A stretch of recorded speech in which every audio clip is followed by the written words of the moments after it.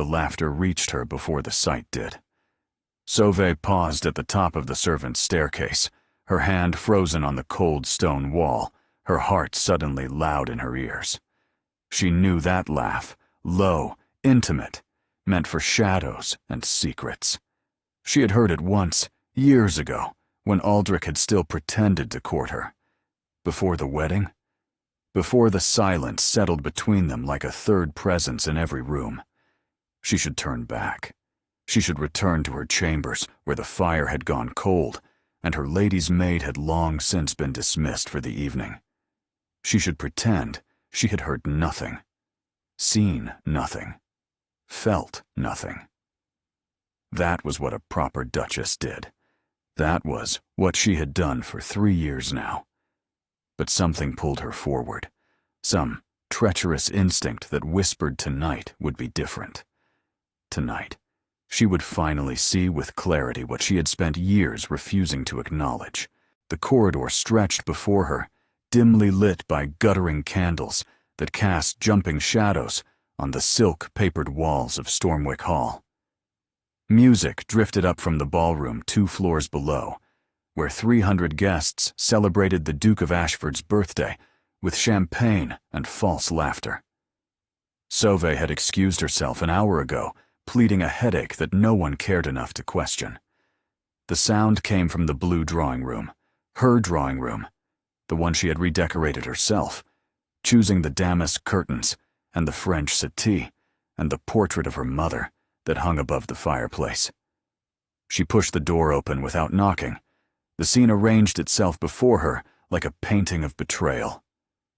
Aldrich sat on her settee, his dark hair disheveled, his cravat loosened, a glass of brandy dangling from his fingers, and draped across him like a living ornament was Ottilie Vansford, the widowed Countess of Belmore, her auburn hair tumbling from its pins, her lips swollen, and her bodice significantly looser than decency allowed.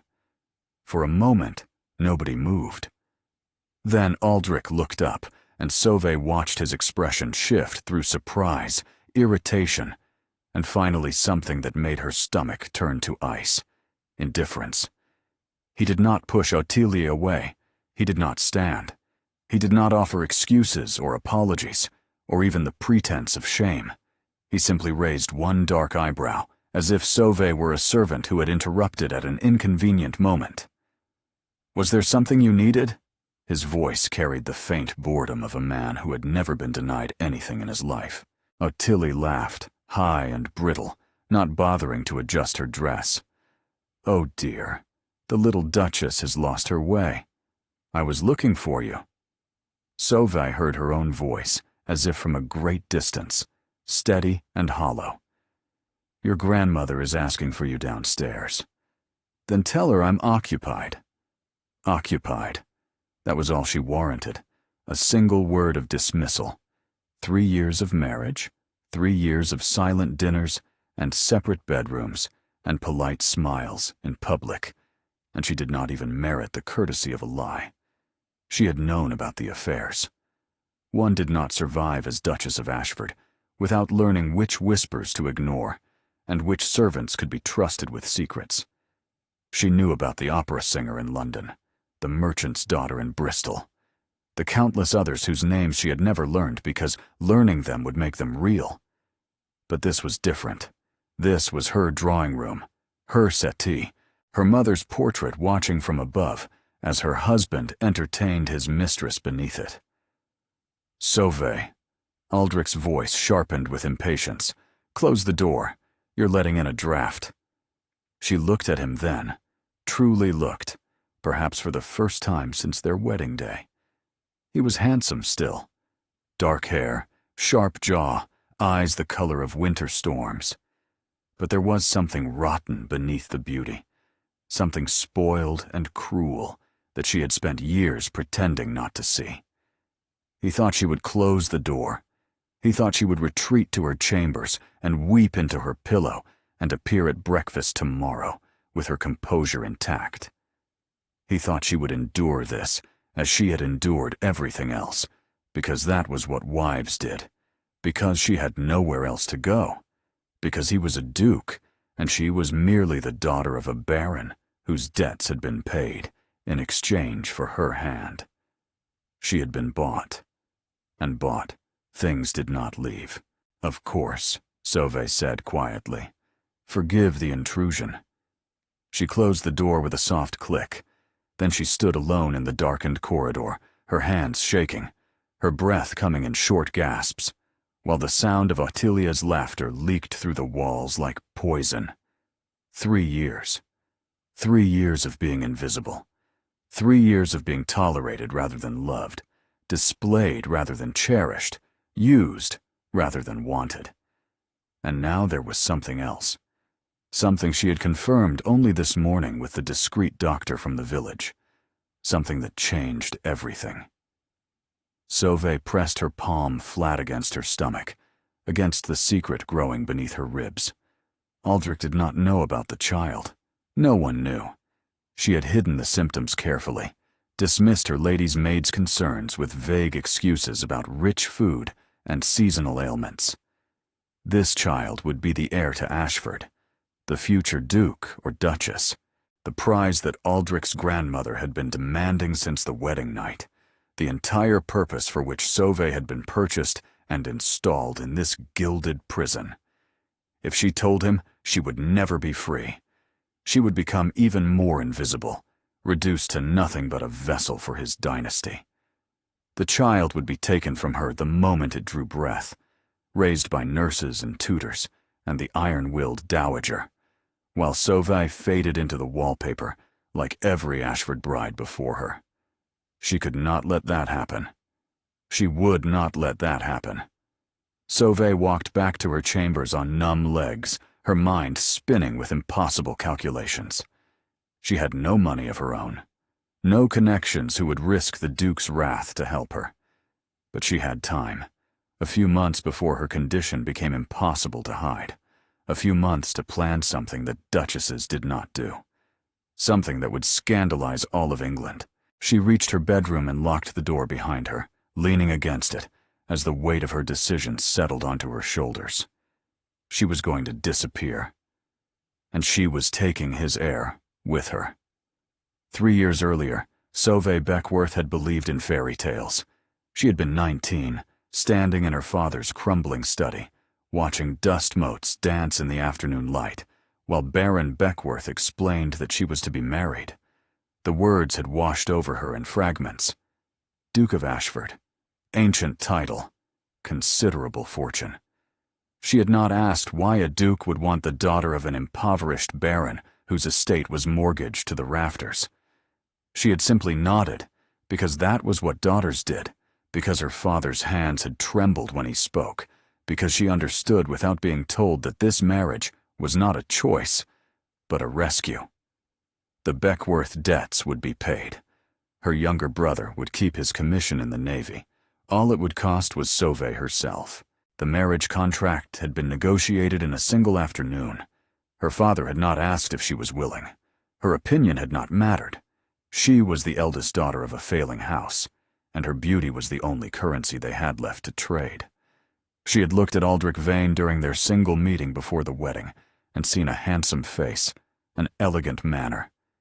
She had imagined that courtesy could grow into affection, that she could make herself indispensable through devotion and patience. She had been a fool. The first sign had come on their wedding night, when Aldrich had visited her chamber with the businesslike efficiency of a man completing a transaction. He had not spoken. He had not looked at her face.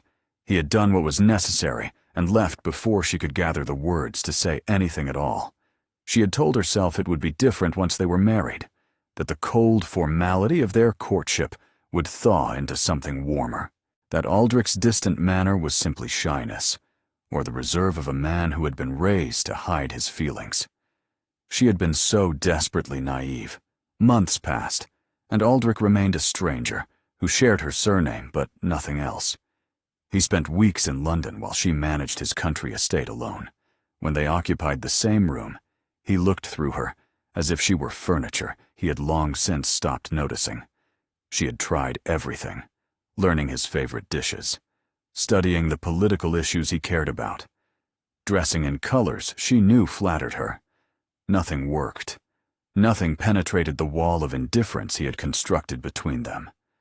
And then she had begun to hear the whispers. There was a woman in London, an actress with red hair, who had been seen leaving the Duke's townhouse at dawn. A widow in Bath who received expensive gifts. The daughter of a shipping merchant, barely 18 years old, who had wept when the Duke ended their arrangement. Each revelation had cut a little deeper, but she had not confronted him. She had simply absorbed the knowledge and told herself that this was marriage, that this was what wives endured. The Dowager Duchess had reinforced this lesson at every opportunity. Aldrich's grandmother was a formidable woman of 73 who ruled Stormwick Hall with an iron will and a tongue that could draw blood. She had never approved of Sauvé. Your only purpose, the Dowager had told her on the morning after the wedding, is to produce an heir. Do that, and you will be tolerated. Fail, and you will be forgotten. Remember your place, girl. Sauvé had remembered. For 3 years, she had remembered. But the child changed everything. She had suspected for weeks, but the doctor had confirmed it just that morning. 8 weeks along. A winter baby, if all went well. The heir that Ashford had been waiting for. If she told Aldrich, he would be pleased only because an heir meant his duty was discharged. Then he would return to his mistresses while the Dowager took control of the nursery. She had accepted this fate for herself, but she would not accept it for her child. That evening, at the ball she had organized to celebrate her husband's birthday, Sauvé circulated through the crowd with her practiced smile firmly in place, while behind her eyes she catalogued everything she would need to escape. Then she had gone looking for Aldrich, and found him with Ottilie Vansford on her settee, beneath her mother's portrait, in her drawing room. Now, alone in her bedchamber with the sounds of the ball still drifting up from below, Sauvé understood what she had to do. She meant nothing to him. She never had. But this child would mean something. This child would know love and warmth and laughter. She pulled open her jewelry case and examined its contents with new eyes. The diamonds and sapphires would be missed immediately. But there were other pieces, smaller items from distant relatives that no one would remember. She began to make a list. She had perhaps 3 months before her condition became visible. 3 months to convert what she could into money. 3 months to become someone new. Sauvé was still calculating when she heard footsteps in the corridor. Heavy, unsteady footsteps that paused before her threshold. Aldrich, drunk from the sound of it. She closed the jewelry case silently and composed her features into the blank mask she had perfected over 3 years. The footsteps moved on. He had changed his mind, or perhaps he had forgotten which door was hers. Either way, she was alone, and she was planning something that would destroy them both. For the first time in 3 years, Sauvé smiled. The next 6 weeks were an exercise in calculated deception. Sauvé moved through her days as she always had, overseeing the household, hosting the required social obligations, nodding politely when the Dowager criticized her taste in table linens or the paleness of her complexion. Nothing in her manner suggested anything had changed. She was the same quiet, compliant duchess she had always been. But beneath the surface, she was dismantling her life piece by piece. The smaller jewelry went first, a garnet brooch from a cousin she had never met, emerald earrings given by Aldrich's aunt on her first Christmas at Stormwick, a gold locket that had arrived without a card and been forgotten in a drawer for years. She sold them through Brinley, her lady's maid, the only servant in the house she trusted even marginally. Brinley was a sharp-eyed woman of 40 who had served at Stormwick since her girlhood and had witnessed enough Ashford scandals to fill several novels. "It's not as much as they're worth," Brinley said quietly, pressing the purse into Sauvé's palm. "But the jeweler knows not to ask questions, and he pays in cash." Thank you, Brinley. You're in trouble. It was not a question. I'm leaving. Soon. I need money, and I need no one to know. Brinley was silent for a long moment. Then she nodded.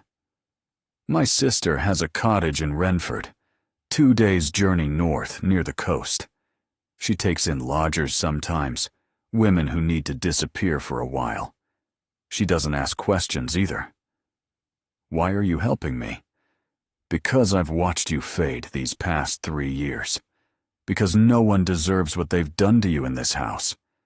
And because that child you're carrying deserves better than to be raised by wolves. Sauve's hand flew to her stomach. You know, I've dressed you every morning for 3 years, my lady. I know your body better than you do. You need to leave soon. Another month, and the Dowager will notice, and then nothing will save you. Brinley described the route to Renford, a crossroads marked by an ancient oak, a church with a broken steeple, a lane that wound down to the sea cliffs. Her name is Fenella. Tell her Brinley sent you.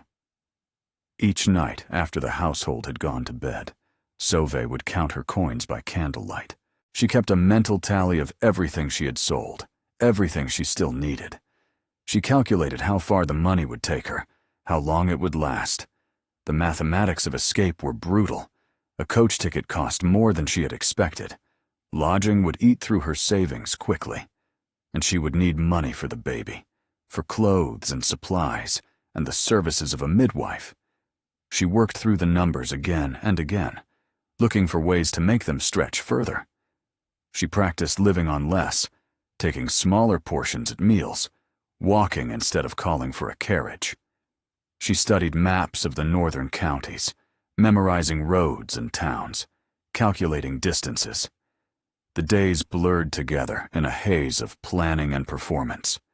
She continued to sell jewelry, hiding the growing collection of coins in a false bottom she had discovered in her traveling trunk. She packed clothing that would not be missed, sturdy practical garments that a widow of modest means might wear. At night, she lay awake imagining everything that could go wrong.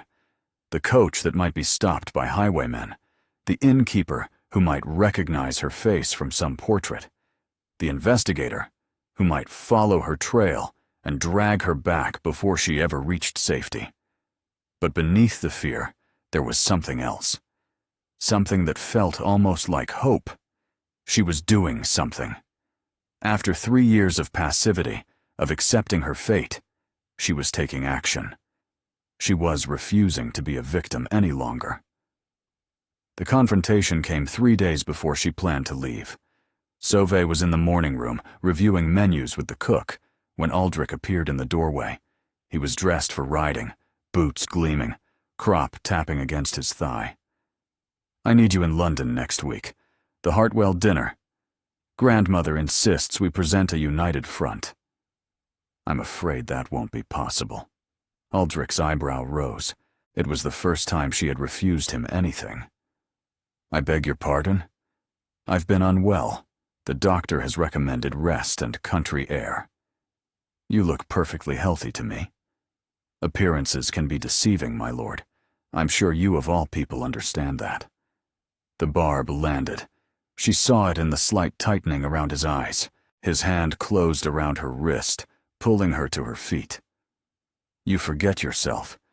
You are my wife. You go where I tell you to go. I am your wife in name only. You made that clear from our wedding night. You have never wanted me for anything but the dowry my father could not afford, and the heir your grandmother demands. So do not pretend that my presence matters to you, my lord. We both know it doesn't. Something flickered in his expression. You've changed. Something has changed. Nothing has changed. I've simply stopped performing for an audience that isn't watching. He released her wrist. Very well. Stay here and rest. But when I return, we will discuss this new attitude of yours at length. And Sauve, whatever game you think you're playing, remember who holds the cards. You have nothing. No family who will take you in. No fortune to support yourself. No reputation that would survive leaving me. You are Duchess of Ashford, because I allow it. Never forget that." He left without waiting for a response. That night, Sauvé made her final preparations. The trunk was packed. The coins were counted and recounted. The route to Renford was memorized. She left a note on her pillow, weighted down with her wedding ring. "You should have looked closer."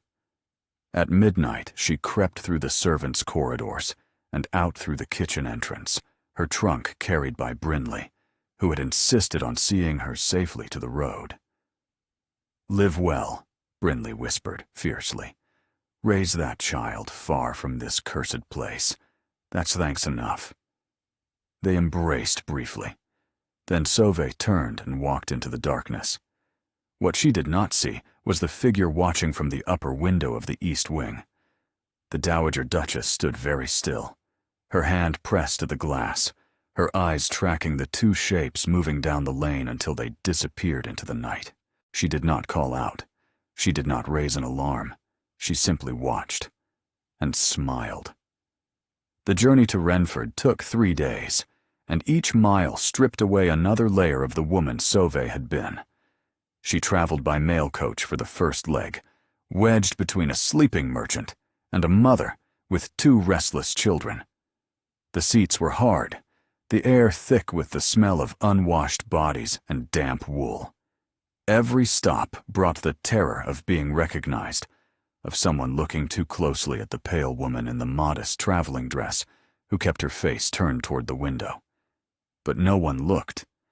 No one gave her a second glance. They saw what she wanted them to see.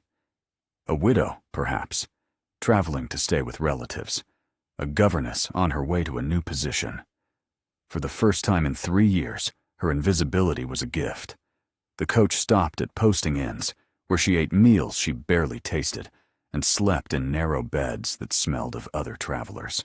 She paid in small coins, counting each one carefully, watching her reserves dwindle with each passing mile. The second day, she transferred to a smaller coach, heading north along the coast road. The passengers here were rougher, working people with calloused hands who spoke in accents she had to strain to understand. They shared food with each other, passing around loaves of bread and wedges of cheese, and someone offered her a portion without asking anything in return.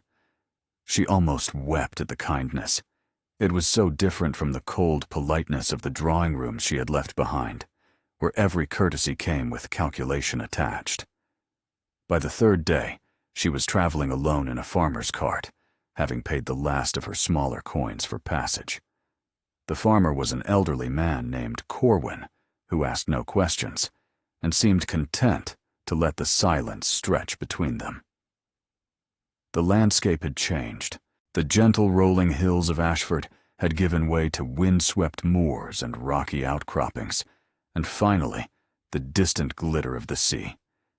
The air tasted different here, sharp with salt and something wild. Freedom, perhaps, or fear. They felt remarkably similar.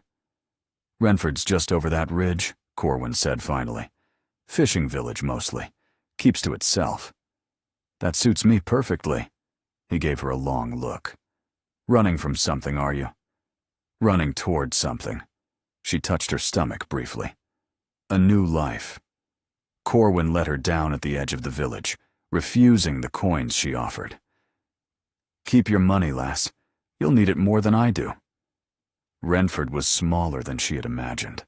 A handful of cottages clustered around a natural harbor where fishing boats rocked at anchor.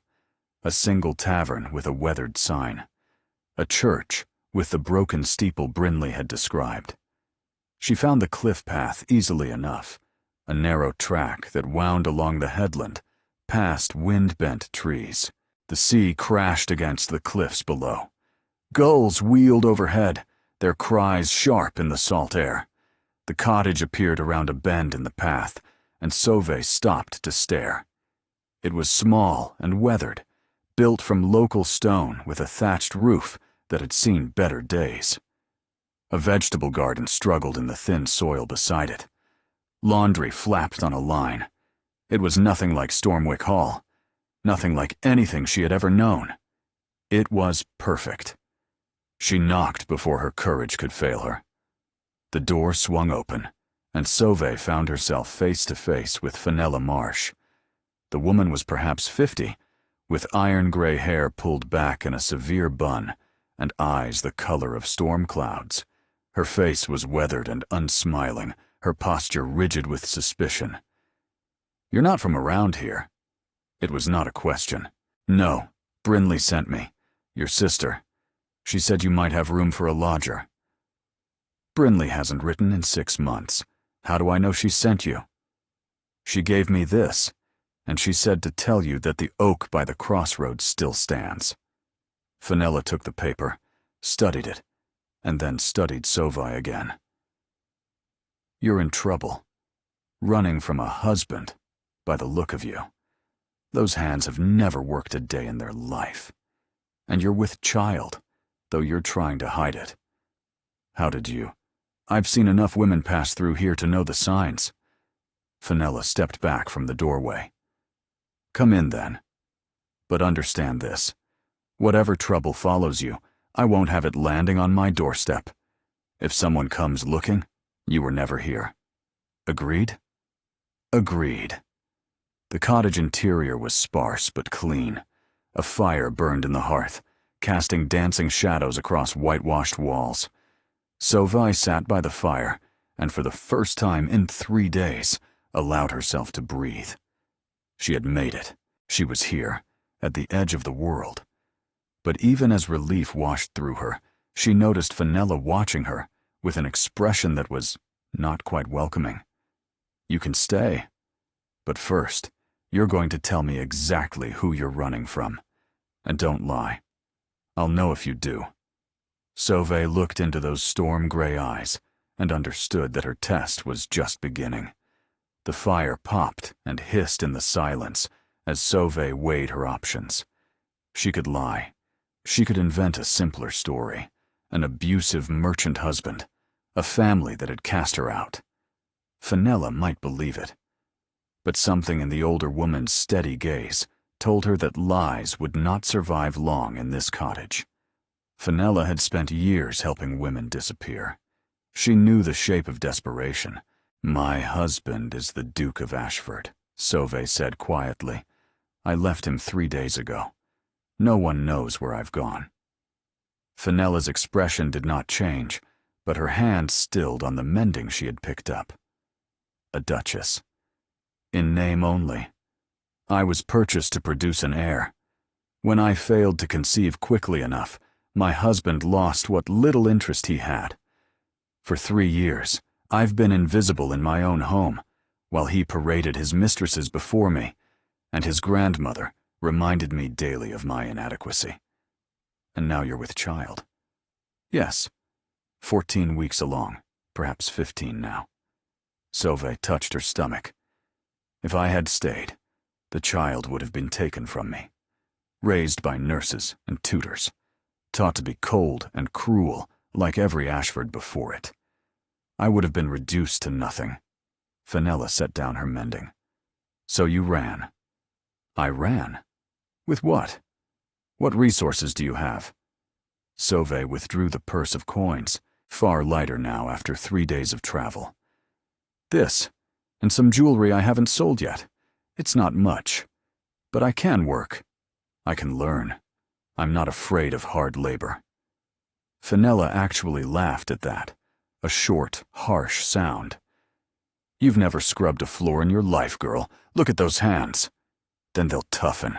I have no choice, Mrs. Marsh. I cannot go back. I will not go back. Whatever it takes to survive here, I'll do it."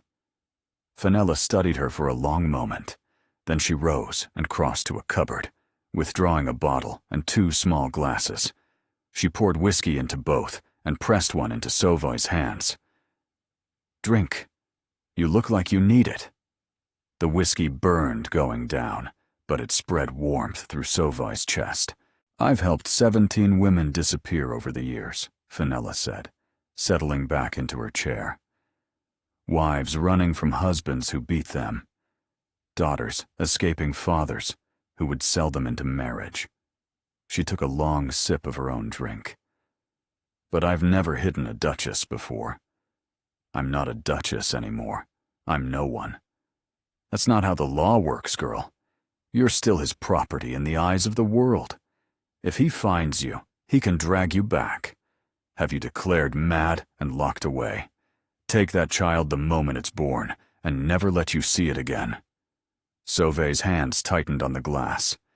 He won't find me. He'll look. Men like that, powerful men, they don't accept being defied. It's not about love or even wanting you back. It's about pride, about ownership. He'll tear apart the country looking for you. What would you have me do? Go back? Accept that fate? I'd have you understand what you're facing. This isn't a game. This is survival. Every day for the rest of your life, you'll be looking over your shoulder.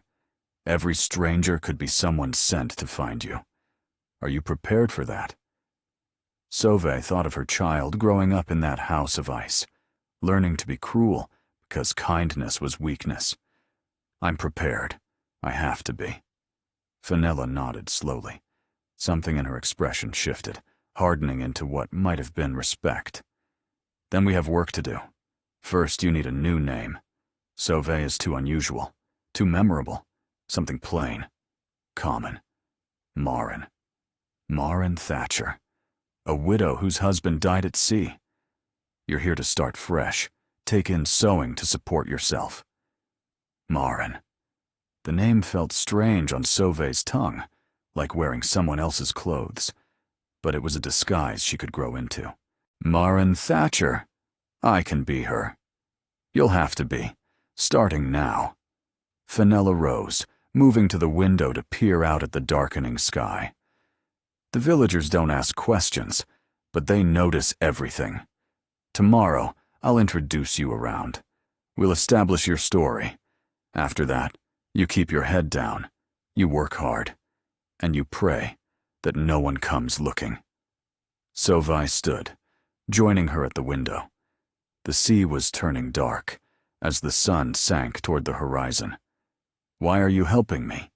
You don't know me. You have no reason to take this risk. Fenella was quiet for a moment. When she spoke, her voice was rougher than before. I had a daughter once, 19 years old, married off to a man 3 times her age because his money would save our family's farm. He beat her, broke her arm twice, her ribs once. She came to me begging for help, and I told her to endure. Told her that was what wives did. The older woman's jaw tightened. She hanged herself 6 months later. Sauve's breath caught. I'm so sorry. I've been helping women escape ever since. It doesn't bring her back. Nothing will bring her back. But every woman who walks away from a man who would destroy her, every child born free of that legacy, that matters. Fenella turned to face her.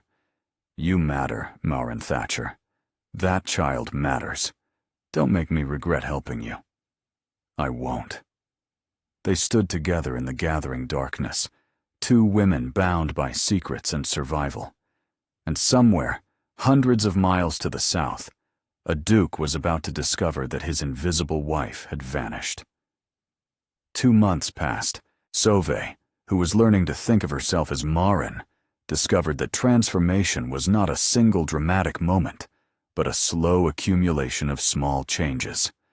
Her hands roughened from scrubbing and mending and helping Fenella with the endless work of survival. Her pale complexion weathered to something healthier under the coastal winds. The fine muscles she had never used began to strengthen as she hauled water and chopped vegetables. Her body changed in other ways, too. The swell of her stomach became impossible to hide, and she stopped trying. In Renford, a pregnant widow was unremarkable. The village women clucked sympathetically and offered advice about morning sickness and swollen ankles. Old Maeve from the tavern brought over bundles of baby clothes worn soft by generations of use. The fisherman's wife taught her to knit booties so small they looked like toys. She had never known kindness like this. Casual, unstinting kindness from people who expected nothing in return. The work was hard, harder than anything Sauvé had ever done. Her back ached from scrubbing. Her hands cracked and bled in the salt air. Some days she was so exhausted she could barely climb the ladder to her sleeping loft. But there was satisfaction in it too, in seeing the results of her labor, in knowing that she had earned her place at the table. In Renford, no one cared about her title or her lineage. They cared whether she showed up when she said she would, whether she did her share of the work. Fenella proved to be a demanding teacher, but a fair one. She taught Maren to cook simple meals, to mend clothing with neat, invisible stitches, to manage a household on almost nothing. And slowly, carefully, she taught her to trust again. "You're stronger than you think," Fenella said one evening as they sat by the fire. "Most women in your position would have crumbled by now." "I don't feel strong. I feel terrified most of the time. That's what strength is, being terrified and keeping going anyway." At night, Maren lay in the narrow bed in the cottage's small loft and thought about Aldrich. Wondered if he had noticed she was gone yet. Wondered if he cared. She did not know that her questions had already been answered. 300 miles south, the Duke of Ashford was destroying his study. Books flew from shelves, crystal decanters shattered against walls. A priceless vase in the family for generations exploded into fragments. "Find her!" Aldrich's voice was barely human. "I don't care what it costs. I don't care what you have to do. Find her." The investigator, a lean man named Craddock, who had served the family for decades, maintained his composure with visible effort. "Your Grace, the trail is cold. The Duchess left no indication of her destination. She took almost nothing with her. People don't vanish. Someone helped her. Someone knows where she went. We've questioned the servants extensively. None of them claim any knowledge. Then question them again. Harder this time." After the investigator fled, Aldrich stood alone in the ruins of his study. He picked up the note she had left. 5 words, worn soft from handling. "You should have looked closer." What did it mean? What had he missed?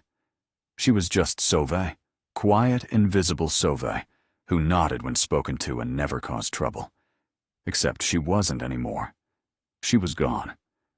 And her absence was driving him mad in ways he did not understand. The Dowager had been strangely calm when he told her, almost smug. She had simply nodded, said, "How unfortunate," and returned to her embroidery. And then there was Atili. His mistress had been thrilled by Sauvé's disappearance, already talking about annulments and remarriage. He had found her prattling unbearable, had found her entire presence unbearable, in fact, since the night of his birthday ball. The night Sauvé had opened the door to the blue drawing room and looked at him with eyes that held nothing. Not anger, not hurt, just emptiness. He had replayed that moment 1,000 times in the weeks since. The way she had stood in the doorway, perfectly still, while Atili draped herself across him like a trophy. The way her face had shown nothing at all, as if she had already left him long before she walked out the door. He had expected tears, accusations, a scene that would give him an excuse to dismiss her feelings as hysterical and unreasonable. Instead, she had simply looked at him and seen the truth of what he was. A coward. A fool. A man who had been handed a gift and thrown it away because he was too afraid to hold it. He had not touched Ottilie since. Could not explain why. Could not explain the hollow ache in his chest that no amount of brandy could dull. The servants whispered that he was losing his mind. They were probably right. He slept in fits and starts, waking from dreams where Sauvé stood at the end of a long corridor, always walking away, never looking back. He stopped eating regular meals. He snapped at anyone who approached him, and then felt sick with guilt. This was not grief, he told himself. He did not love her. He had never loved her. But if that was true, why did her absence feel like someone had carved out his heart with a dull blade? A knock at the door interrupted his spiraling thoughts. "Your Grace, a message from Craddock. His men have found a lead. A jeweler in the village who purchased several pieces from a woman matching the Duchess's description." Aldrich straightened. "When?" "2 months ago, before she disappeared. She was selling jewelry, Your Grace. Preparing." She had planned this. Not an impulsive flight, but a calculated escape, executed right under his nose, while he was too busy with his mistresses to notice. "Where did the money go?" "We're investigating." "Then make him tell the truth." Aldrich moved toward the door. "She's carrying something of mine. I can feel it, and I will get it back." In Renford, Marin woke to the sound of the wind and the cry of gulls. She lay in bed for a moment, her hand resting on her stomach, where the baby had begun to move, small flutters against her palm. 6 months along now. In 3 more months, she would hold her child in her arms. Fenella was already awake, stirring porridge over the fire. There's talk in the village. Strangers asking questions in towns along the coast, looking for a woman who disappeared from somewhere down south. Marin felt a chill run through her. How close? 3 villages over, working their way north, methodical. Asking about anyone new who's arrived in the past few months. What do I do? Fenella crossed the room and gripped her shoulders. You stay calm. You stay invisible. If anyone comes asking, the villagers will swear you've been here for years. They protect their own. But I'm not their own. I'm an outsider.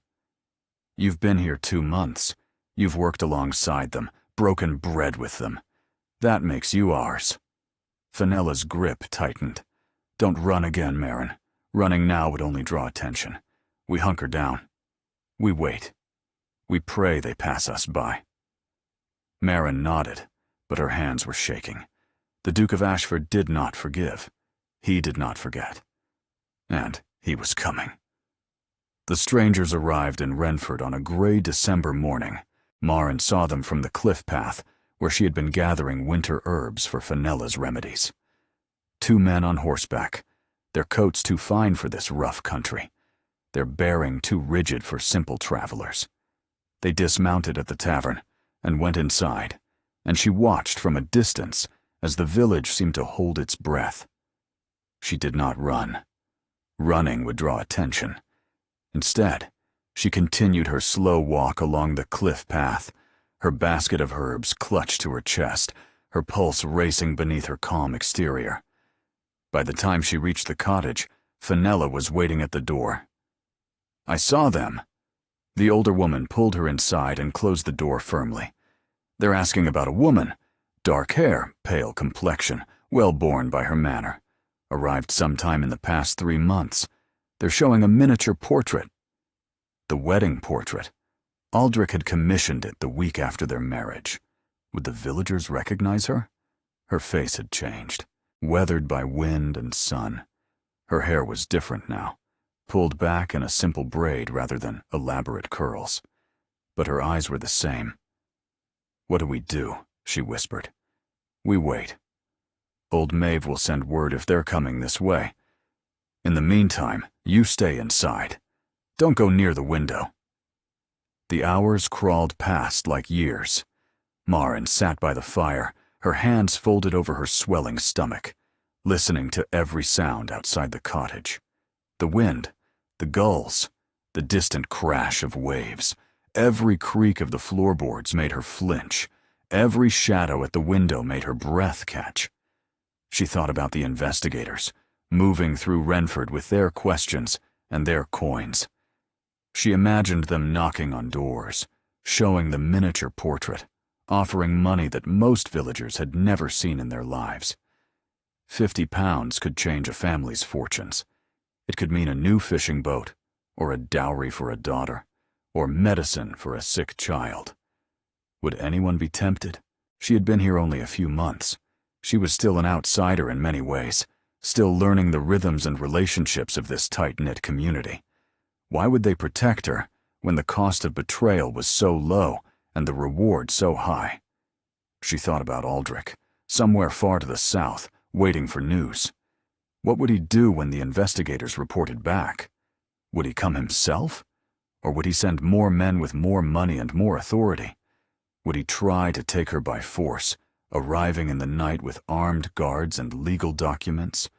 Or would he attempt some quieter maneuver, having her declared incompetent, claiming she had lost her mind and needed to be placed under his guardianship? The law was on his side. A wife belonged to her husband in the eyes of the world. She had no rights that he was bound to respect, no recourse if he chose to drag her back to Stormwick in chains. She pressed her hand against her stomach, where the baby kicked and shifted. Whatever happened, she would not let them take her child. She would fight with everything she had. She would die before she let her daughter be raised in that house of ice. Late in the afternoon, a knock came at the door. Fenella rose slowly. She caught Marin's eye and jerked her head toward the ladder leading to the loft. Marin climbed as quietly as she could, pressing herself into the shadows, hardly daring to breathe. The door opened. Voices drifted up through the floorboards. "Good afternoon, madam. We're looking for a woman who may have passed through this area. Perhaps you've seen her." The voice was cultured, cold, and professional. Not Aldrich, one of his investigators. "A lot of women pass through here. Fishing village. People come and go. This woman is distinctive, well-born by her manner and speech. She would have arrived within the past 3 months. Young, dark-haired, quite beautiful. Don't know anyone like that." A pause. Marin pressed her hand over her mouth to stifle her ragged breathing. "Are you certain? We're prepared to pay handsomely for information. The Duke of Ashford is most anxious to locate his wife." His wife? The words hung in the air like a threat. "Duke's wife, you say?" Fenella's voice carried a note of rough amusement. "You think a duchess would hide herself in a place like Renford? We've got nothing here but fish and wind and hard work. A fine lady wouldn't last a week." The Duke believes she may have sought out remote locations precisely because they would not be searched. Then your Duke doesn't know much about remote locations. We'd notice someone like that. She'd stand out like a peacock in a henhouse. Another pause, longer this time. Marin heard footsteps moving through the small space below. "You live alone?" "I do. This cottage seems well maintained for one person, and that's a large pot of stew for a woman on her own." Marin's heart stopped. The stew, she had made it that morning, enough for 2. Such a small detail. Such a damning one. "I cook for the sick," Fenella said smoothly. "Old Maeve at the tavern has been poorly.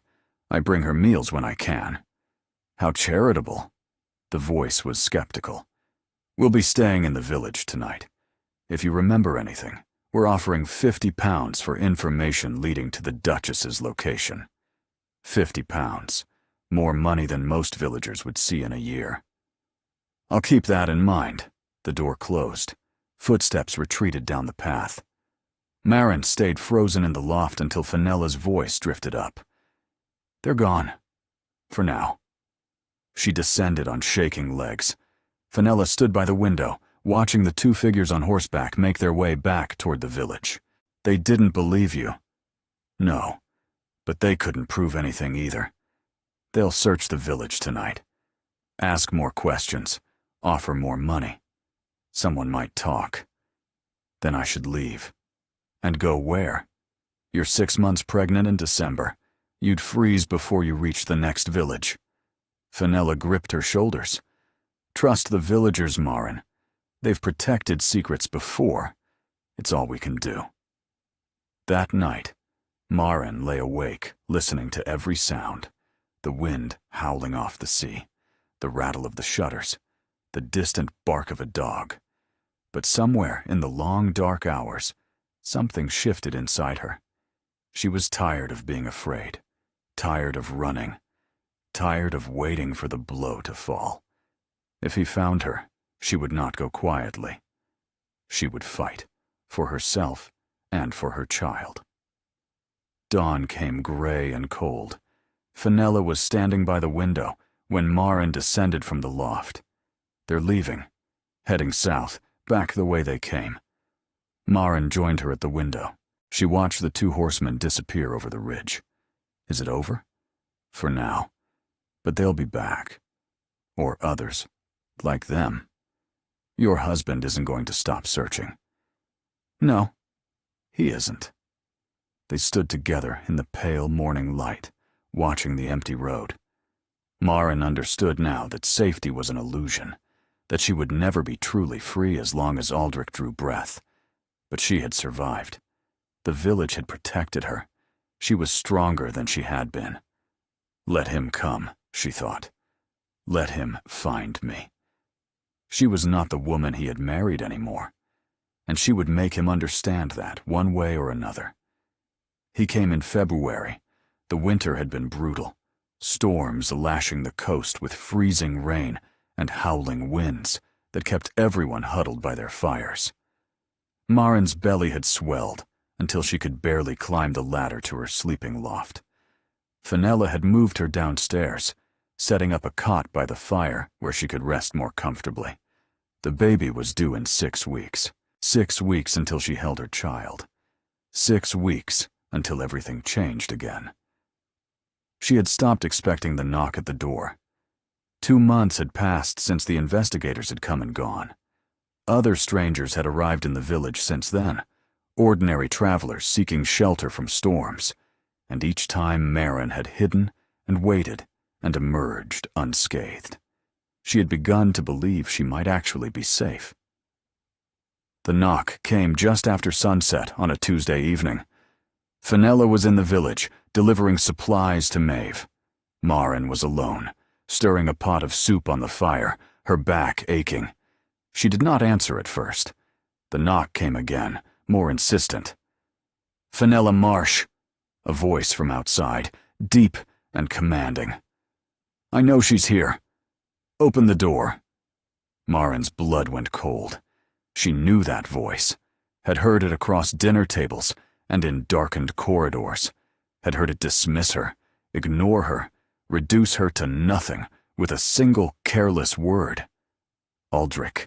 Her hand found the kitchen knife on the counter. She gripped it, though she knew it would be useless against him. But she would not go quietly. The door burst open. He stood in the threshold, rain dripping from his dark hair, his fine coat soaked and muddied from travel. He looked nothing like the polished duke she had left behind.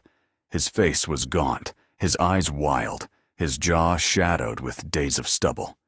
He looked like a man who had been destroyed. For a moment, neither of them moved. He stared at her rough dress and weathered face and swollen belly. Emotions flashed across his features. Shock, confusion, something that might have been anguish. "You're pregnant," his voice cracked on the word. "Yes. You were pregnant when you left." "Yes." The cottage felt smaller with him in it. His presence filled the space in a way that made it hard to breathe. Even collapsed against the doorframe, even broken and exhausted, he radiated power. But there was something else now, something she had never seen in him before. Vulnerability. He stepped into the cottage, and she raised the knife. He stopped, staring at the blade in her hand, as if he could not comprehend what he was seeing. "You would threaten me with that?" "I would do whatever it takes to protect my child. Our child, Sauvé. You ran away carrying my heir. You disappeared without a word, let me believe you might be dead, and all this time you've been hiding here. I did what I had to do." "What you had to do?" His voice rose. "You are my wife, the Duchess of Ashford. You have obligations, duties, responsibilities that you abandoned." "I had no obligations." Maren's voice was steady despite her pounding heart. "I was nothing to you, less than nothing.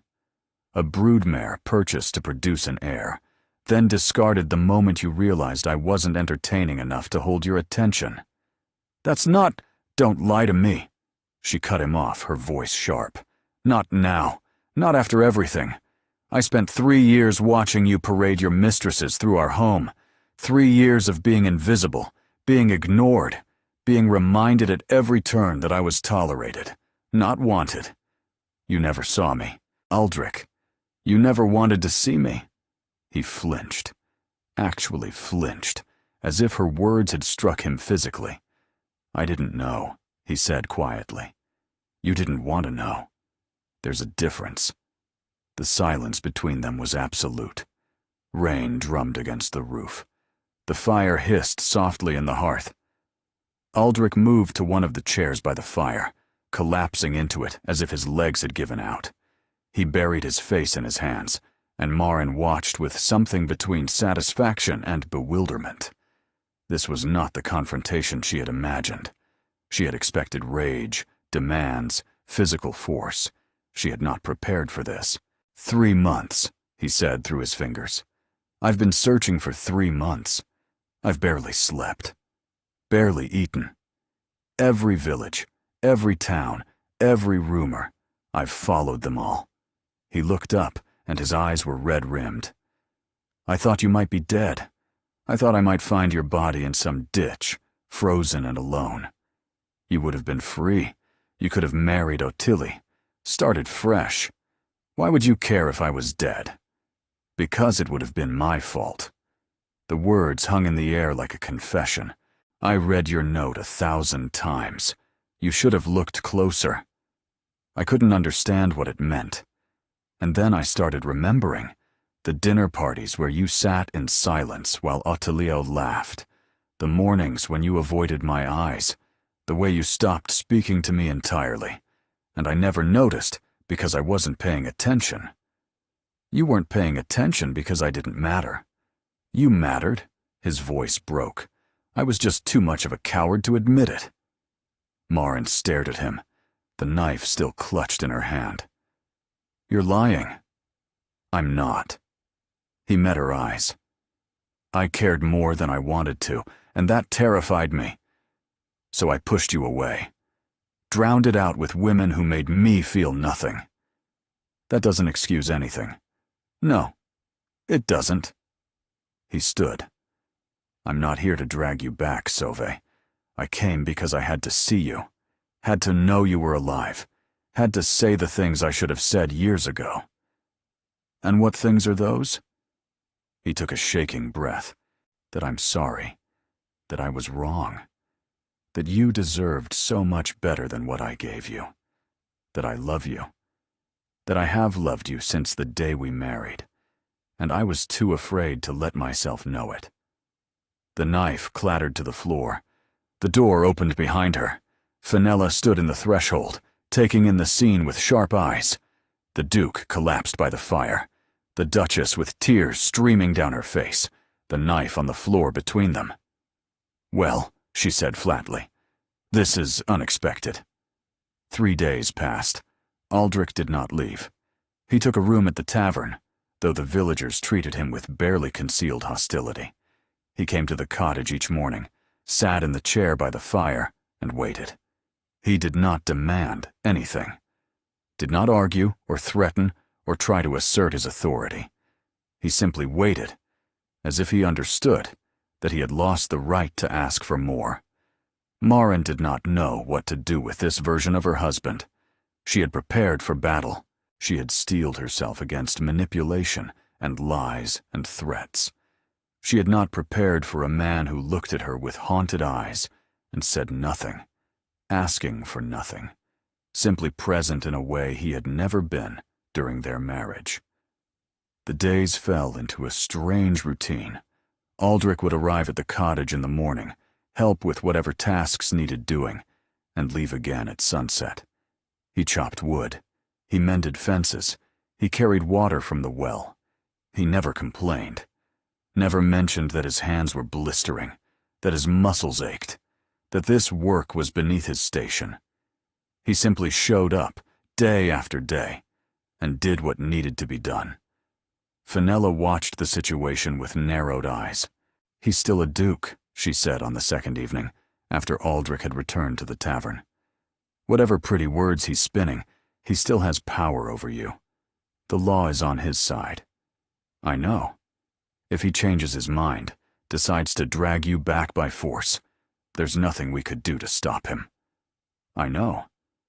But you're not afraid of him anymore." Maren considered the question. The terror that had consumed her for months had faded into something more complicated. Wariness, certainly. Uncertainty. But not the blind animal fear. He's different.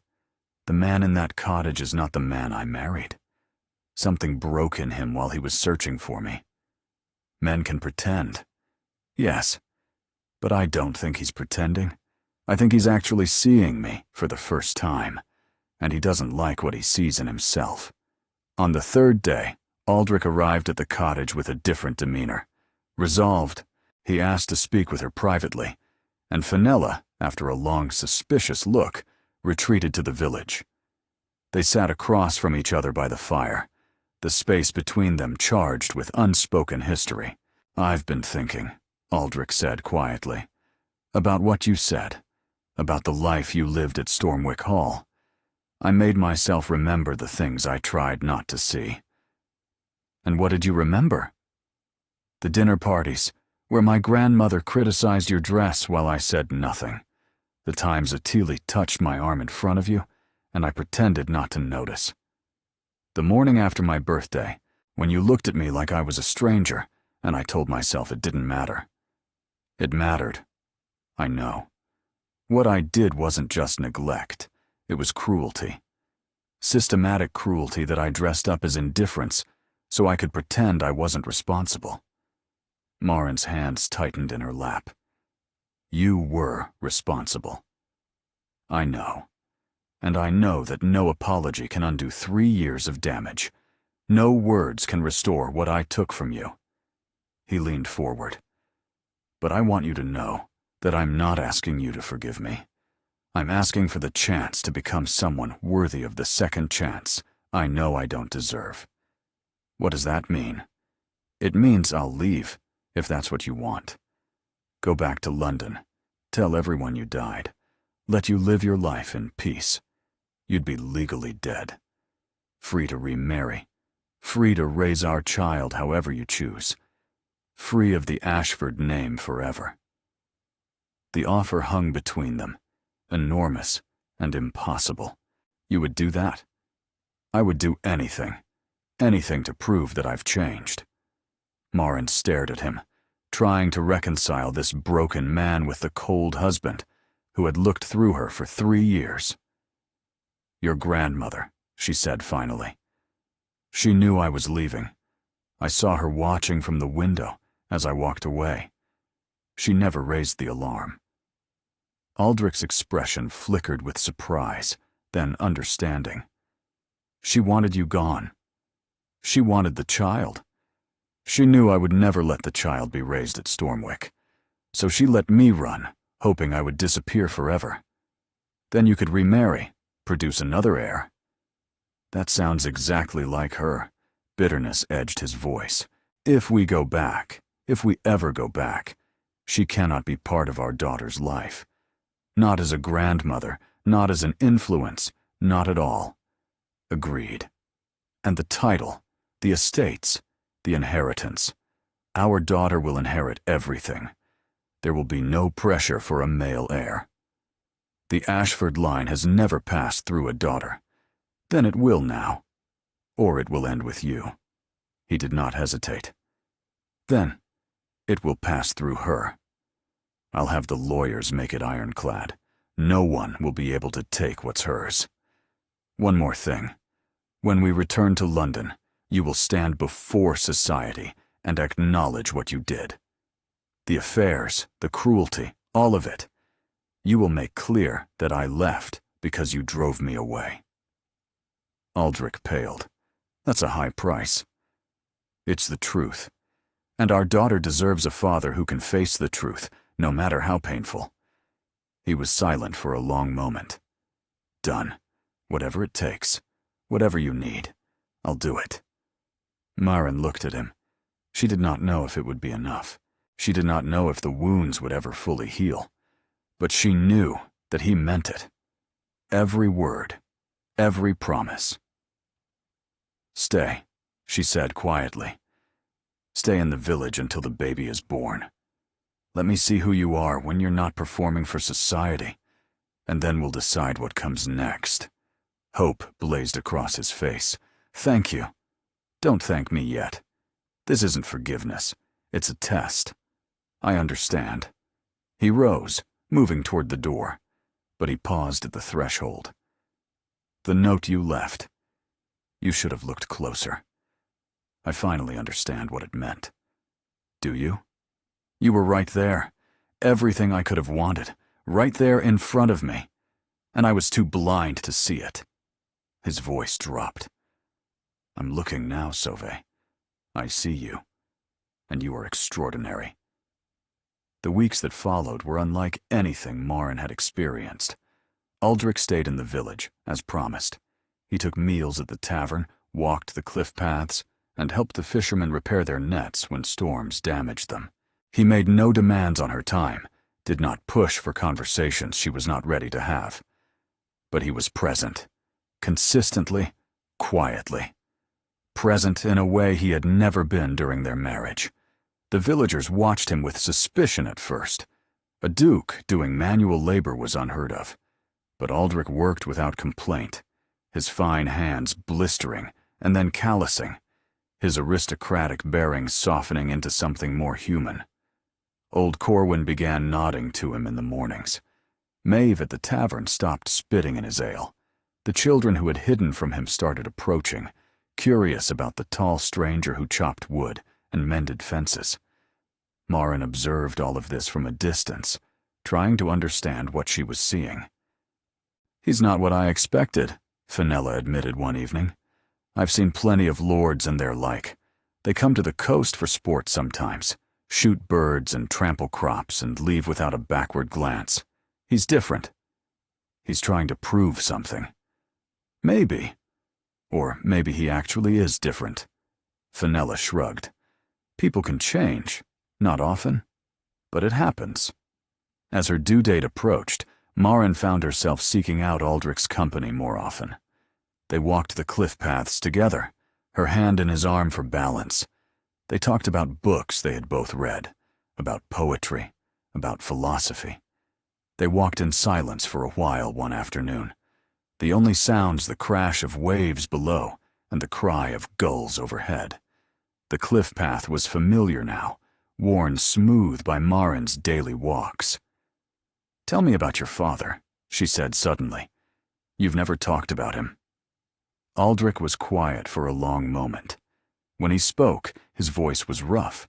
"He loved my mother more than anything in the world, more than his title, more than his legacy, more than me." He paused. When she died, something in him died too. He stopped eating, stopped sleeping, stopped caring about anything. He wasted away over the course of a year, and then he was gone. "I'm sorry.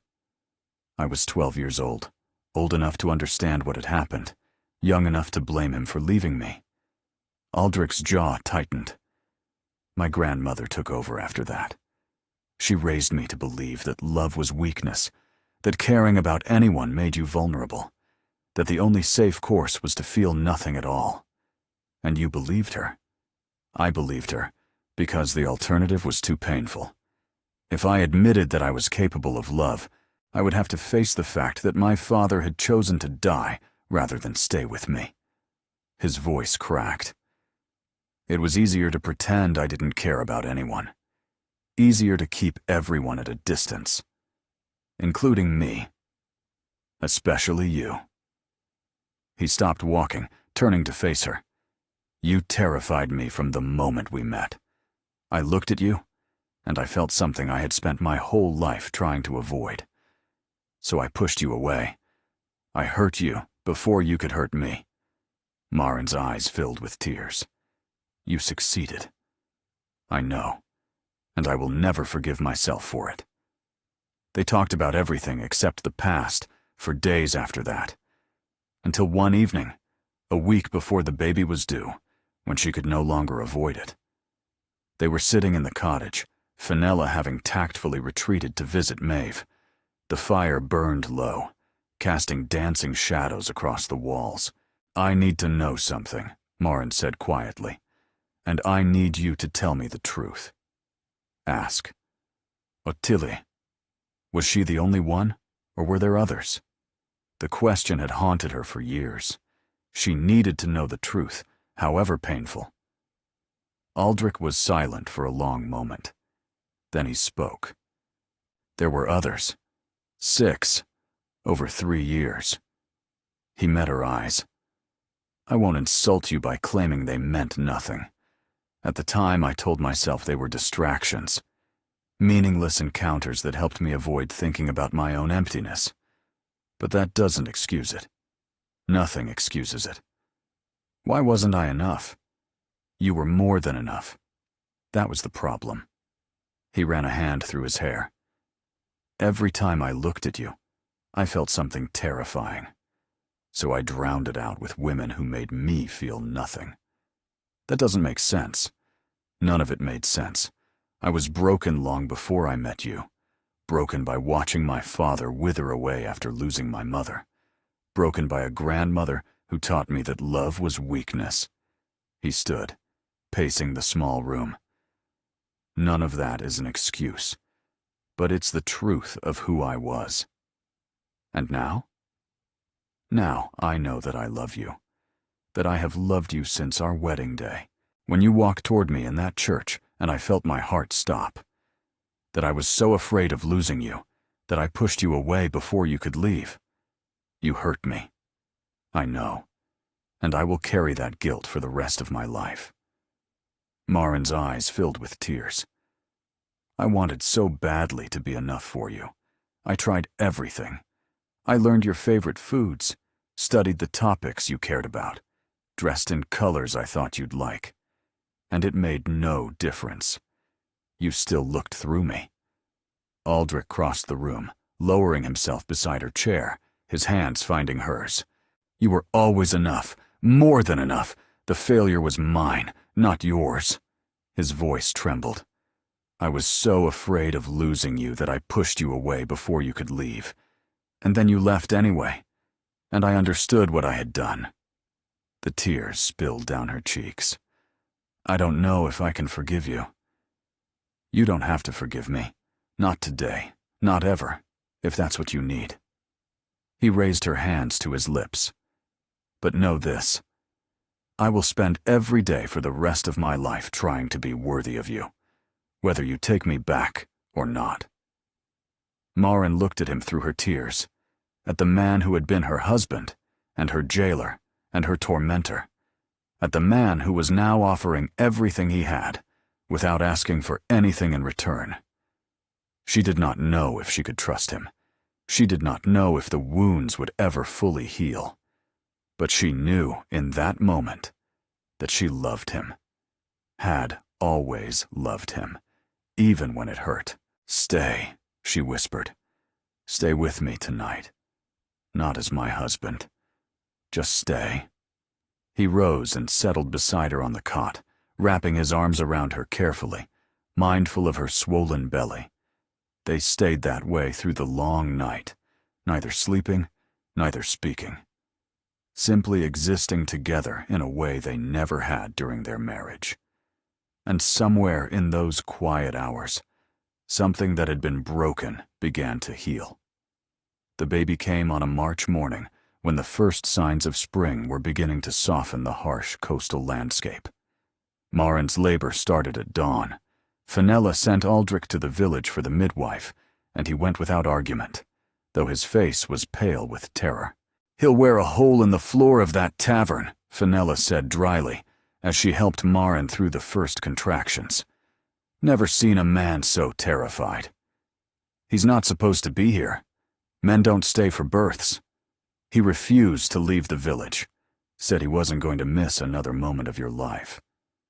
The labor was long and hard, hours of pain that built and receded like waves. The midwife, a capable woman named Geta, who had delivered half the children in Renford, declared everything normal. But normal did not mean easy. Maren had thought she understood pain, the pain of rejection, of invisibility, of watching her husband choose other women while she faded into the wallpaper. But this was something different entirely. This was her body tearing itself apart to bring new life into the world. Between contractions, she gripped Fenella's hand and tried to breathe.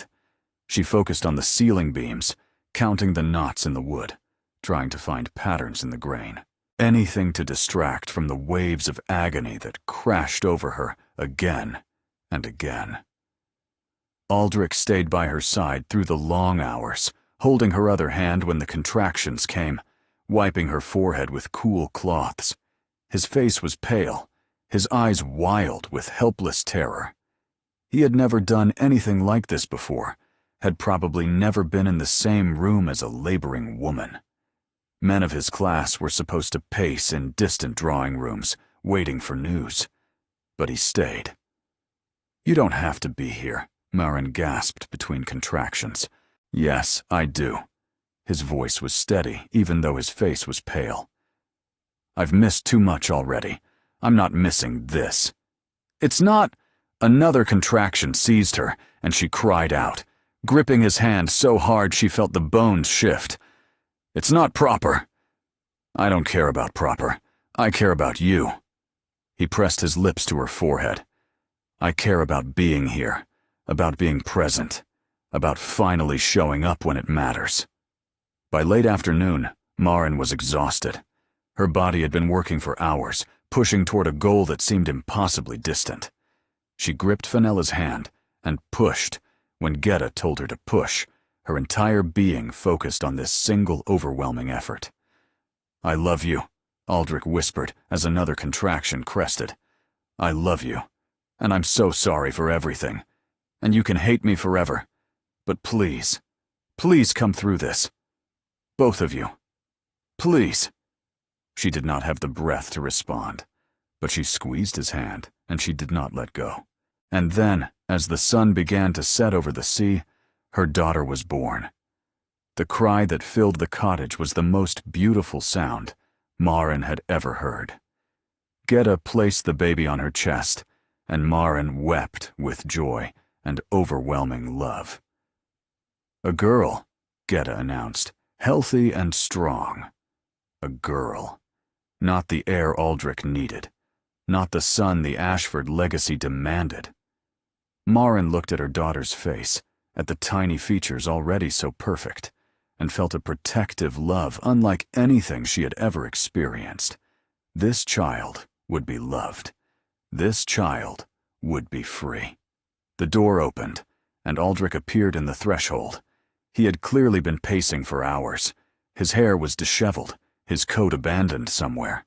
He looked wild and desperate and terrified. Then he saw the baby. His face transformed. The fear melted away, replaced by something raw and overwhelming. He crossed the room slowly, as if approaching something sacred, and lowered himself beside Maren's cot. "A daughter," she said softly. "A daughter." His voice was scarcely audible. He reached out one trembling finger to touch the baby's tiny hand, and the infant's fingers curled around it instinctively. Tears streamed down his face. "She's perfect," he said. "She's absolutely perfect. Your grandmother will be disappointed. My grandmother can go to hell." The words came out soft, but resolute. "This is our daughter, our family. Nothing and no one will ever hurt her. I swear it on my life." He looked at Maren, and she saw in his eyes everything she had been waiting for. Not the cold duke who had looked through her for 3 years. Just a man. A father. Someone who had finally learned what mattered. "Tell me what I need to do. Tell me how to make this right." "Your grandmother cannot be part of our daughter's life. Not at all." "Agreed. She'll be banished from Stormwick before we return." "Our daughter inherits everything. The title passes through her. I'll have the lawyers draft the papers tomorrow. No one will be able to take what's hers. And when we return to London, you will acknowledge your failures publicly." He did not hesitate. "Done. Her name," she said softly, "will be Verity, because she represents the truth we finally found." Aldrich reached out, cupping her face in his hands. "Verity," he repeated. "It's perfect." He kissed her then, gentle and reverent, a kiss that asked nothing and promised everything. And in the small cottage at the edge of the sea, a family was born. 6 months later, the Duke and Duchess of Ashford returned to London. The scandal that erupted was everything Marin had anticipated. Society had believed her dead, had mourned her with appropriate insincerity, had already begun placing bets on who the Duke would marry next. Her reappearance, alive and well, and carrying an infant daughter, detonated like a bomb in the glittering ballrooms of the Ton. But the true scandal came at the Harrington Ball, 3 weeks after their return. It was the event of the season, every important family in attendance. When the Duke and Duchess of Ashford were announced, the room fell silent. Marin descended the stairs on Aldrich's arm, wearing a gown of deep crimson silk that made her look like a queen. She was no longer the pale, invisible woman who had vanished nearly a year ago. The sea air and hard work and happiness had transformed her into someone radiant. Aldrich looked at her the way he had never looked at her during their marriage, with pride, with adoration. They had barely reached the bottom of the stairs when Lady Cecilia Hartwood materialized before them. "Your Grace, we had heard you were returned from the dead. How delightfully dramatic. Do tell us where you've been all these months." The question was a trap. Whatever answer Marin gave would be dissected and spread across every drawing room in London. But before she could respond, Aldrich spoke. "My wife has been recovering from the cruelty I inflicted upon her." The ballroom went absolutely silent. "I beg your pardon?" Lady Cecilia's smile froze. "You heard me." Aldrich's voice carried across the room, clear and unflinching. "For 3 years of our marriage, I was a faithless, neglectful, cruel husband. I took mistresses and paraded them before my wife. I allowed my grandmother to treat her with contempt. I made her feel invisible in her own home." Gasps rippled through the crowd. This was unprecedented. Dukes did not confess their sins in public. 7 months ago, my wife left me, not because she was weak or unstable. She left because I gave her no other choice, because I had made her life unbearable, and she had the courage to escape. Marin watched the faces around them. Shock, disbelief, and from some of the women, something like recognition. "She returned," Aldrich continued, "not because I deserved her forgiveness, but because she chose to give me a chance to become better. And I intend to spend the rest of my life earning that chance." He looked at Marin. "My wife is the strongest person I have ever known. If anyone in this room speaks ill of her, they will answer to me." The silence stretched. Then, slowly, someone began to clap. It was Lady Pemberton, an elderly countess known for her unflinching honesty. She rose from her chair, applauding steadily. "Well said. About time one of you young fools admitted the truth." Others began to join her. Not everyone. Some faces remained cold and scandalized. The Dowager Duchess, standing in the corner, looked as if she had swallowed poison. But enough people were clapping that it became a wave, spreading across the ballroom until the applause was deafening. Marin turned to her husband, tears streaming down her face. "You actually did it. I told you I would." He took her hand, raising it to his lips. "I told you I would do whatever it takes." They danced that night, surrounded by whispers and speculation, and the beginning of a new reputation. The Duke who had confessed, the Duchess who had escaped and returned victorious. When the music ended, they stood together at the edge of the ballroom, watching the swirl of silk and candlelight. Other couples moved past them, some nodding respectfully, others still wearing expressions of scandalized disbelief. "They'll be talking about this for years," Marin said quietly. "Good. Let them talk. Let them remember that even a duke can be wrong, and even a duchess can walk away." She looked up at him, at this man who had humiliated himself before all of society for her sake. "Why did you do it? You could have said something vague, something that protected your reputation." "Because you asked me to, and because it was true." He brushed a strand of hair from her face. "Because our daughter will grow up in a world that tells her she is less than she is. And I want her to know that her father was willing to face the truth, no matter how painful. I want her to know that honesty matters more than reputation." Marin felt tears prick her eyes again.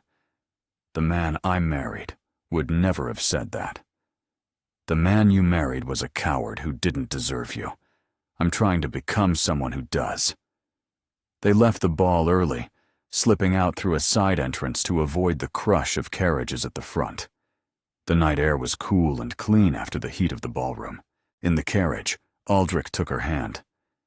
"I know this doesn't fix everything. I know there will be difficult days ahead. But I want you to know that I meant every word I said in there. I will spend the rest of my life trying to be worthy of the chance you've given me." Marin squeezed his hand. "I know, and I want you to know that I'm not sorry I came back. Whatever happens next, I'm not sorry." The carriage rolled through the London streets, carrying them toward a future that neither of them could have imagined a year ago. A future built not on fairy tales, but on something harder and more real. On truth and effort, and the daily choice to love even when it was difficult. The years that followed were not always easy. Trust, once broken, is not easily rebuilt. There were nights when Marin woke from nightmares of the dark years, nights when old wounds ached unexpectedly. There were arguments and misunderstandings, and moments when the weight of the past seemed unbearable. But they kept going. They kept choosing each other, day after day, in all the small ways that mattered. Aldrich learned to be present, to listen, to see her. Marin learned to trust again, to believe that people could change. Their marriage was never the fairy tale she had imagined at 19. It was something harder and more real. A partnership forged in fire and tested by time. Verity grew from a baby to a child, to a young woman who inherited her mother's strength and her father's intelligence, and a spirit entirely her own. The Dowager Duchess had been banished to a distant property within a year of their return. She lived there still, bitter and alone, forbidden from contact with her great-granddaughter. The Ashford legacy of cruelty had ended with her. Verity inherited the title at 23, becoming the first female Duke of Ashford. Parliament had argued about it for years, traditionalists insisting that the title could only pass through the male line, reformers pointing to precedents from other noble houses. But Aldrich had wielded his influence ruthlessly, calling in every favor he possessed, threatening and cajoling and refusing to accept defeat, until the succession was legally unassailable. The day the final papers were signed, Verity found her father in his study, staring at the documents with tears in his eyes. "You did that for me," she said. "I did that for the future," Aldrich replied, "so that no daughter of this family would ever be treated as less than she deserved, so that no woman would ever have to run away in the night because she had no power, no voice, no choice. Mother told me the story about how she left and how you found her. Did she tell you what I was like before, the man I used to be?" Yes. Aldrich nodded slowly. Good. You should know. You should know what I was capable of, so you can recognize those patterns if you ever see them in anyone else. So you can protect yourself. Verity crossed the room and embraced him. You're not that man anymore, Father.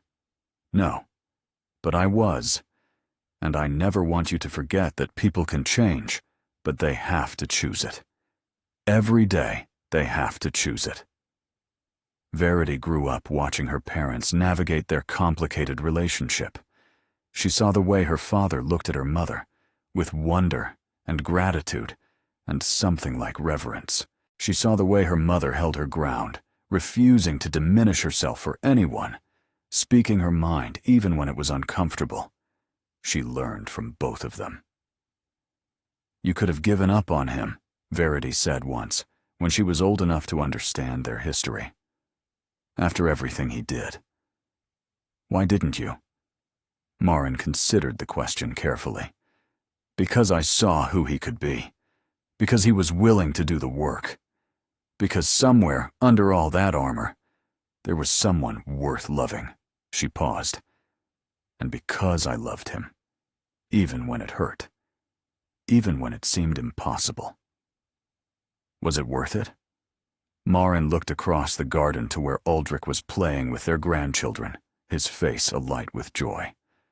The cold Duke who had once made her feel invisible was nowhere to be found.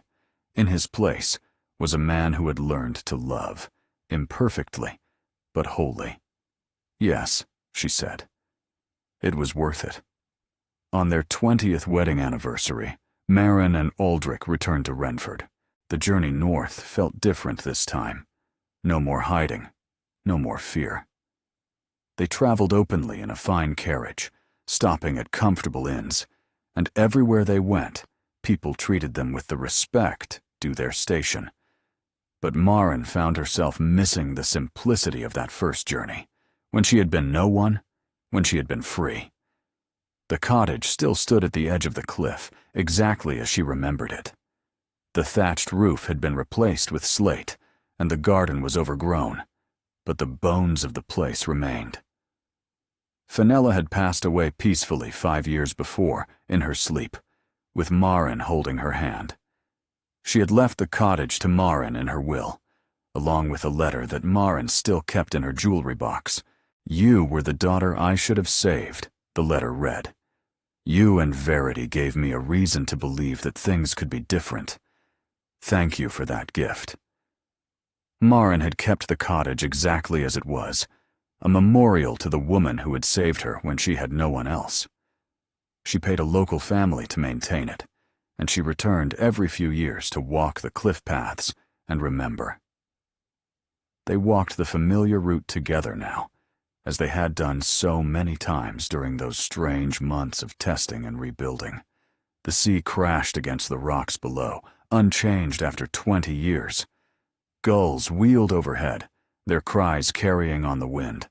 This is where I fell in love with you, Aldrich said quietly. The real you. Not the quiet duchess I had ignored for 3 years, but the woman who had the courage to run, the strength to survive, the grace to give me another chance I didn't deserve. This is where I learned that I was worth loving. Marin squeezed his hand. Not because of a title or a duty, not because I was useful or decorative, just because of who I am. You were always worth loving. I was just too blind to see it. And now I see you. Every day I see you. And every day I fall in love with you all over again. They stood together at the edge of the world, looking out at the endless sea. Behind them, their past stretched long and complicated, full of pain and betrayal and the slow, hard work of healing. Before them, the future opened wide and full of possibility. The wind carried the smell of salt and wildflowers. Somewhere in the village, a church bell was ringing. The sun was beginning its slow descent toward the horizon, painting the sky in shades of gold and rose. Do you ever regret it? He asked, coming back to me.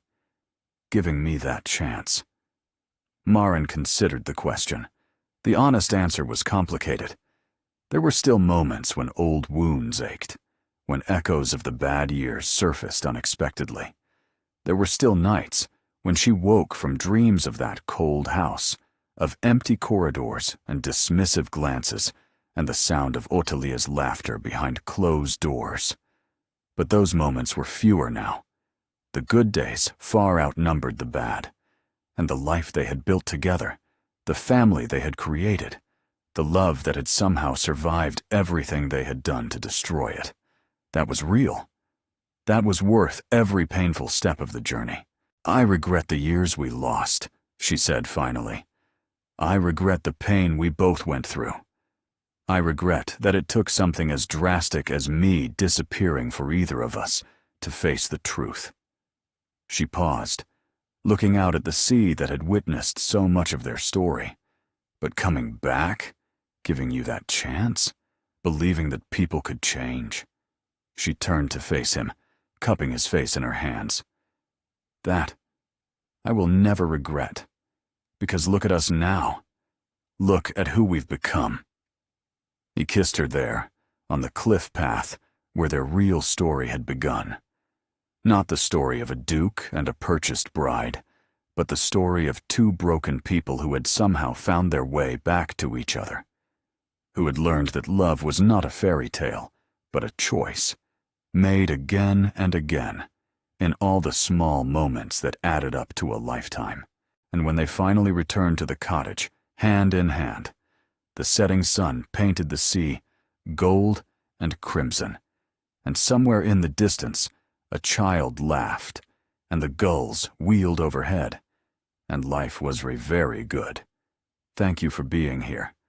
You are the reason these stories exist, because you believe in love that fights for redemption over perfection, in characters who learn, who grow, who earn their happiness through struggle and change, in endings that feel true because they were won, not simply given. Your presence here makes this space what it is. Every moment you spend with these characters matters to me. Do you have a favorite scene or line from this story? Your engagement helps me understand what moves you, what resonates, what kinds of stories to create next. Consider subscribing if you'd like more stories of love, tested by fire and proven by time. Thank you for being here. Until next time.